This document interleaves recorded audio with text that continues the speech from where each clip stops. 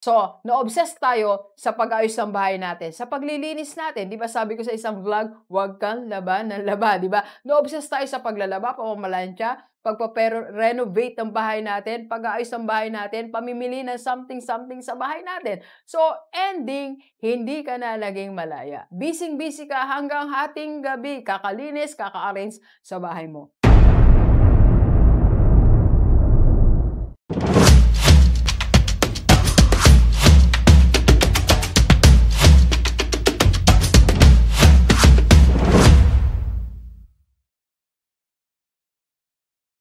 Okay, pag-usapan natin, G-Livers. Balik tayo sa mga edad 50, part 2. Alright? So, marami po nanood sa atin nung part 1 natin.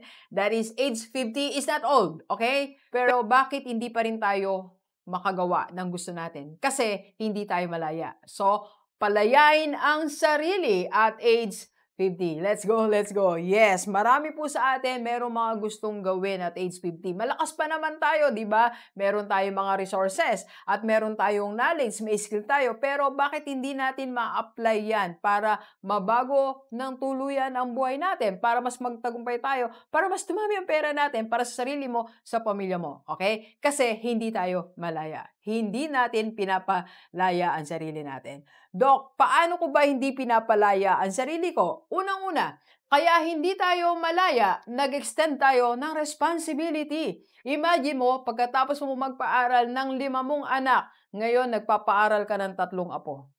Alright? So, you extended the responsibility. Dapat tapos ka na magpaaral, pero nag-extend ka sa mga apo mo.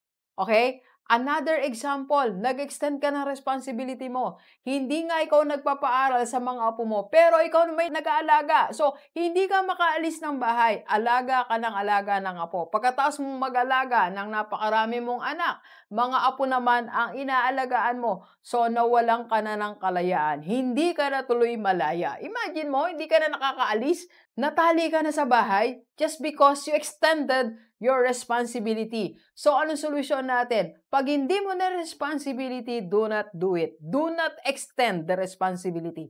Pag hindi na ikaw ang dapat magpaaral, huwag kang magpaaral. At hindi na ikaw ang dapat mag-alaga, huwag kang mag-alaga. Ang responsibilidad na yan ay dapat gawin ng iyong mga anak. Turuan din natin sila ng tama, hindi pang konsente. Para ikaw, lumaya ka. Magkaroon ka ng ekstrang oras at ekstrang pera para gawin yung mga ibang bagay na gusto mo pa at age 50. Okay? So, pangalawang reason, bakit nga ba tayo hindi malaya is kasi na-obsess tayo sa pagiging housewife. Yes. So, na-obsess tayo sa pag-ayos ng bahay natin, sa paglilinis natin. Di ba sabi ko sa isang vlog, huwag kang laba ng laba. Di ba? Na-obsess tayo sa paglalaba, pamamalansya, pagpa-renovate ng bahay natin, pag-aayos ng bahay natin, pamimili ng something-something sa bahay natin. So, ending, hindi ka na naging malaya. Busy-busy ka hanggang hating gabi, kakalinis, kaka-arrange sa bahay mo.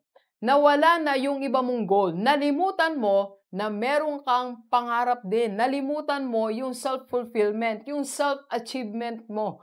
Na-obsess ka sa mga gawaing bahay. Okay?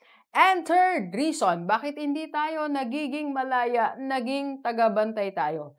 Tinanggap natin na tagabantay tayo ng may sakit nating membro ng pamilya. Na lahat ng kapatid mo malaya. Ikaw, tinanggap mo na ikaw ang tagabantay. Pwede naman solusyonan yun eh. Kung meron may isang sakit na membro ng pamilya, magkaroon kayo ng schedule. Hindi pwedeng ikaw na habang buhay magbabantay sa may sakit o nagbabantay sa bahay nyo o nagbabantay sa mga alaga o nagbabantay sa property. Dapat may schedule kasi meron ka rin pangarap gaya ng iba mong kapatid. Bakit ka papayag na mamatay ang pangarap mo at sila malaya? Ending at the end of the day, at the end of it, mawawala yung binabantayan mo, ikaw talo ka. Sila nagtagumpay. So, wag tayong pumayag, okay? So, kaya, mga G-Livers, palayain natin ang ating sarili at age 50. Let's go, let's go. Kapi po tayo. Thank you for watching. We are inviting you to attend our free webinar on how to save and invest the right way para magkaroon ka na ng investment sa mutual fund and maka-start ka na ng Kaiser mo. Ang Kaiser 3-in-1 po yan. May healthcare, life protection, and investment. PM na sa personal FB ko. Let's go, let's go!